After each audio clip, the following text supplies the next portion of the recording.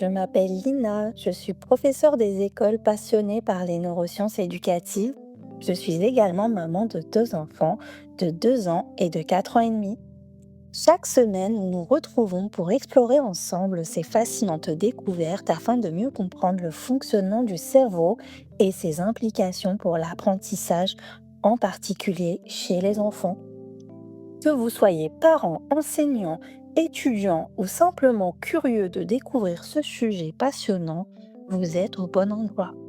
Je vous souhaite une très belle écoute et un voyage enrichissant au cœur des neurosciences éducatives. Bonjour les amis, aujourd'hui j'entame mon 6e épisode de ce podcast et je suis tellement heureuse de continuer à partager mes recherches, mes expériences et mes conseils avec vous. Je me rappelle que lorsque j'étais enceinte de mon fils, j'ai regardé un reportage sur les neurosciences et les bébés et j'étais fascinée par les récentes découvertes concernant les effets de la musique sur le cerveau des enfants. C'est pourquoi le sujet de la semaine est le pouvoir de la musique sur le cerveau des enfants, des bébés et même des fœtus. Je partagerai également des conseils pratiques pour les parents et les enseignants qui veulent intégrer la musique dans la vie des enfants.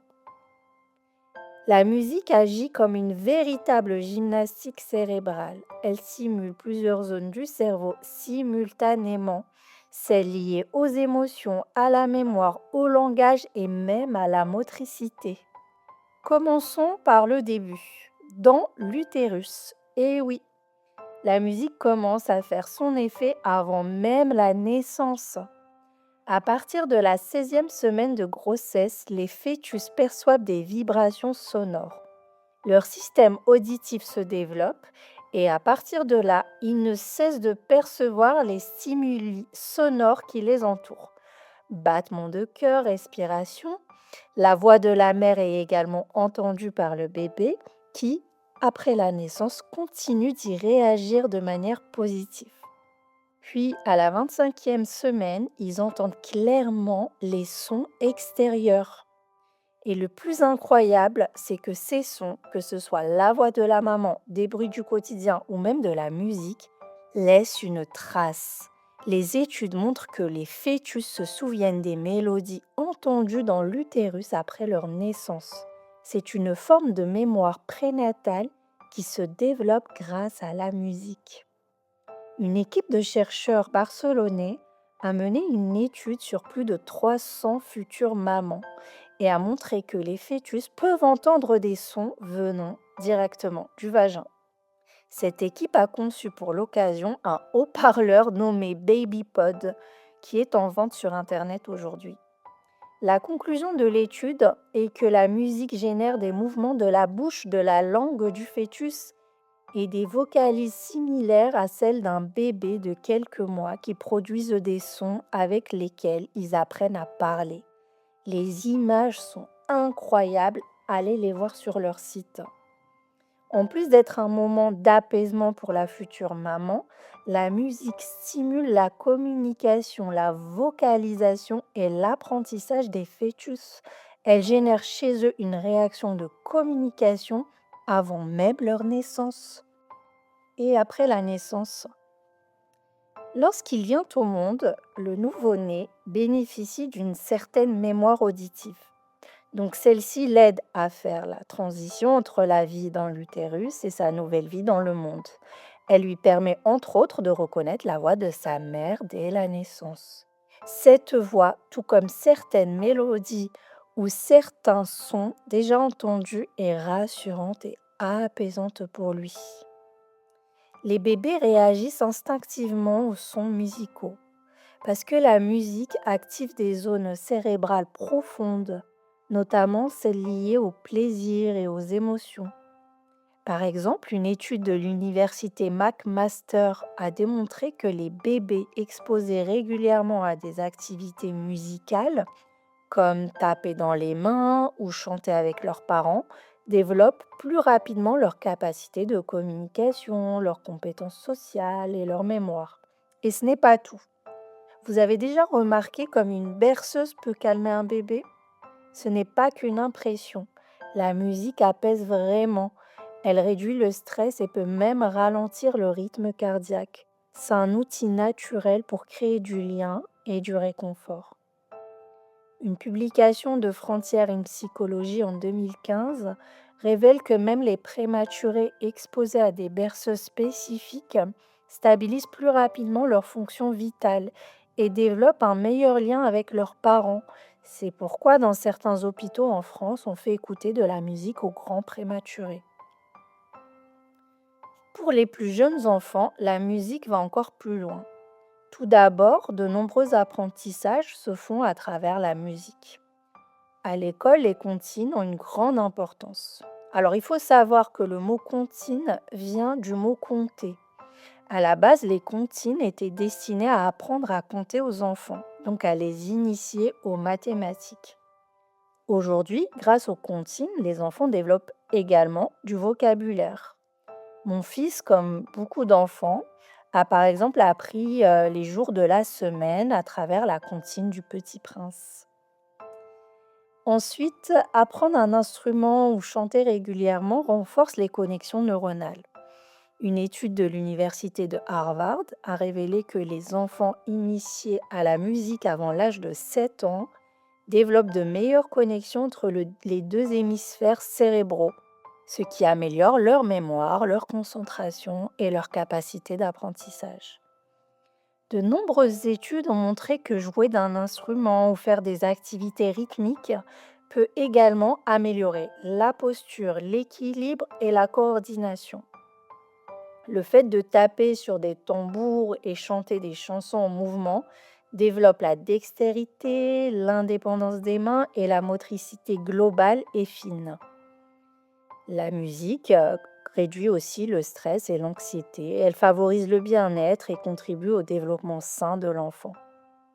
Il me tenait à cœur également de partager avec vous une étude sur les effets de la musique sur les enfants dyslexiques. Des séances hebdomadaires de musique rythmée pendant quelques mois améliorent considérablement les capacités de lecture des enfants dyslexiques, concluent des auteurs d'une étude portant sur l'impact de la musique sur la prise en charge de la parole qui a été menée par les équipes de l'INSERM.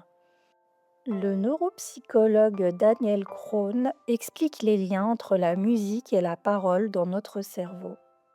Il dit entre autres qu'un dyslexique a du mal à différencier par exemple un pa, pa, d'un ba, ba, des sons qui se prononcent de façon similaire, ce qui a des conséquences sur la lecture. Cela fait penser à une incapacité de différencier les lettres, alors que ça coince au niveau de la perception et la représentation du son. Donc écouter de la musique ou jouer de la musique aide les enfants dyslexiques à différencier ces différents sons.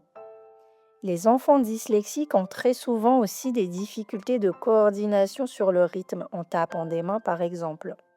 Le fait de les exposer à l'entraînement dit musical, de préférence à une musique rythmée, permettrait de réguler l'activité oscillatoire cérébrale qui est nécessaire à la reconnaissance des sons. Les bienfaits concrets de la musique. Alors, premièrement, pour apaiser les émotions. Quand un enfant est agité ou contrarié, une musique douce peut l'aider à retrouver son calme. Ensuite, pour simuler le langage, les chansons avec leur rythme et leur répétition sont idéales pour apprendre de nouveaux mots. Pour développer la créativité, donnez à un enfant un tambourin ou un xylophone et laissez-le explorer. Vous verrez, ils inventent des rythmes spontanément. Et enfin, pour favoriser les apprentissages. En classe, les chansons peuvent aider à mémoriser des concepts comme l'alphabet ou les chiffres. Vous vous demandez peut-être, ok, mais par où commencer? Pas besoin d'être musicien pour intégrer la musique dans la vie de vos enfants. Voici quelques idées simples. Pour les futurs parents, pendant la grossesse, écoutez de la musique douce ou chantez des berceuses. Votre bébé entend tout et se familiarise déjà avec ces sons. Pour les bébés, faites écouter des musiques variées, classiques, jazz, pop, Peu importe, les rythmes et les mélodies les stimulent. Vous pouvez mettre aussi en place la routine berceuse avant de dormir ou pendant le bain. Pour les petits enfants, organisez des moments musicaux. Pas besoin de matériel sophistiqué, même taper des casseroles peut devenir un jeu rythmique amusant. Les petits livres musicaux sont très ludiques également pour découvrir de nouvelles musiques. Vous pouvez de temps en temps faire des sorties musicales comme aller à l'opéra. Je sais qu'à Nice, par exemple, l'opéra organise un dimanche par mois une matinée, viens avec ton doudou, pour initier les petits à la musique. C'est très accessible et les enfants adorent. Pour les enseignants, commencez ou terminez la journée avec une chanson. Ça crée une ambiance positive et motive les élèves. Pour illustrer tout ça, laissez-moi vous raconter trois petites anecdotes. Dans l'école maternelle de mon fils, les animatrices utilisent une petite chanson pour signaler le début du repas et le silence. Les enfants, au lieu de résister ou de râler, se mettent naturellement en mouvement grâce à cette musique qu'ils associent à la transition. Du coup, je l'utilise aussi de temps en temps à la maison avec mes enfants.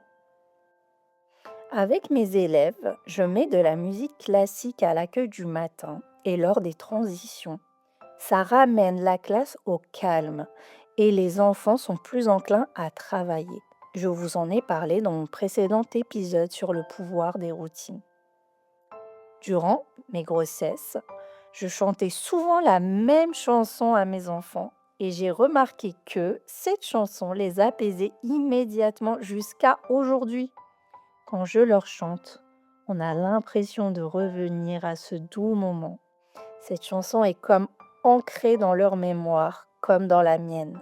Le temps s'arrête et on revit cet instant rempli de tendresse.